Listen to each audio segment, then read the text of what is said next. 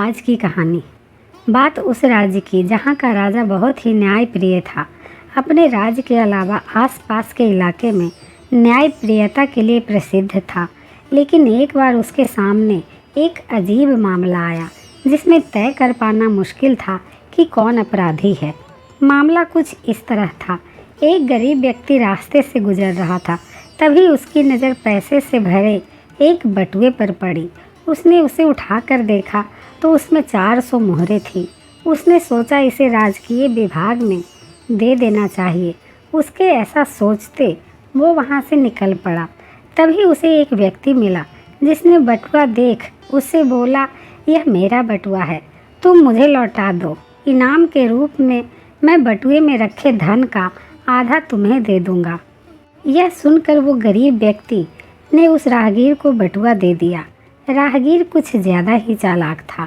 उसने जैसे ही बटुए को देखा तो कहने लगा, इसमें 400 मोहरें थी। इसका मतलब 200 तुमने पहले ही ले ली। अब मुझे तुम मेरी 200 मोहरें लौटा दो। उस गरीब व्यक्ति को बहुत गुस्सा आया क्योंकि उसकी नीयत में खोट नहीं थी। इसलिए उसने राजा के पास न्याय के लिए जाना स्वीकार किया। दोनों राजा के दरबार में गए और पूरा किस्सा राजा को विस्तार से सुनाया गया।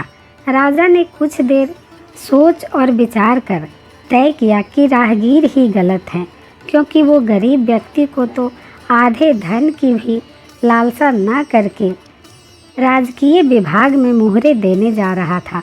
जिस तरह से रास्ते में राहगीर ने यह सौदेबाजी की है, मतलब वो इस बटुए में रखी धन राशि के बारे में जानता था।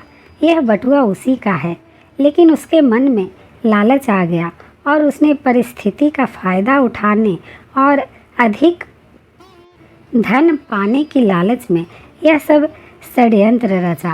राजा ने उसे सबक सिखाने के लिए न्याय के रूप में बटुए का आधा धन उस गरीब व्यक्ति को दे दिया और आधा राजकोष में दे दिया, और उस राहगीर से कह दिया गया कि यह बटुआ उसका नहीं है।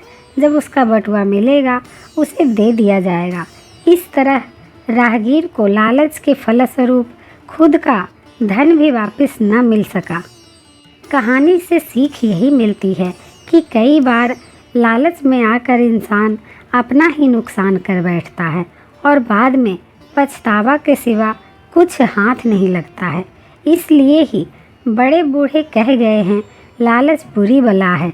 लालच इंसान को औरों की नज़रों में तो गिराता ही है, इंसान खुद की नज़रों में भी गिर जाता है।